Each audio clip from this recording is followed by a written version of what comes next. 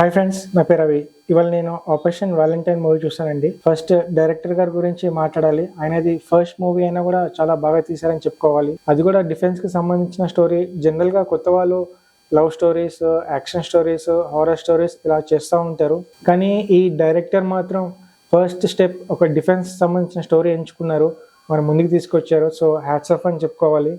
So స్టోరీలోకి వెళ్తే ఇది ఒక రియల్ స్టోరీ అండి. పుల్వామా మీద జరిగిన దాడి, ఈ న్యూస్ మన అందరికి తెలిసిందే. సో దీని మీద డైరెక్టర్ గారు మూవీ తీసుకొచ్చారు మన ముందుకి. స్క్రీన్ ప్లే బాగుంది, ఎడిటింగ్ లో చిన్న చిన్న మైనస్ పాయింట్స్ ఉన్నాయండి. విజువల్స్ కానీ విఎఫ్ఎక్స్ కానీ చాలా బాగున్నాయి, ఇంకా కొద్దిగా ఇంప్రూవ్ చేయాలి. బీజిఎంఏ మెయిన్ హైలైట్ అండి, ఈ మూవీని నిలబెడుతుంది. Hero heroine performance the best ఇచ్చారండి, మనకి ఎక్కడ మైనస్ పాయింట్స్ కనపడలేదు. అండ్ ఇద్దరు పేరింగ్ బాగుంది, ప్లస్ ఐఏఎఫ్ ఆ లుక్ కూడా సూట్ అయిందండి ఇద్దరికి.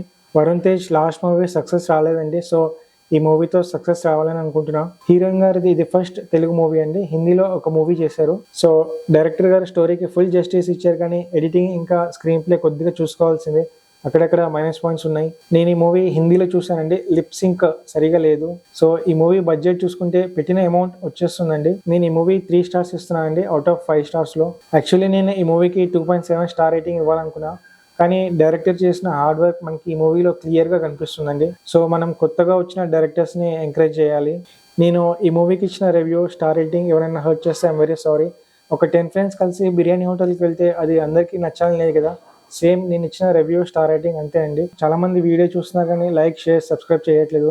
ప్లీజ్ ఎంకరేజ్ చేయండి, లైక్ చేయండి, సబ్స్క్రైబ్ చేయండి. Thank you, see you, bye by.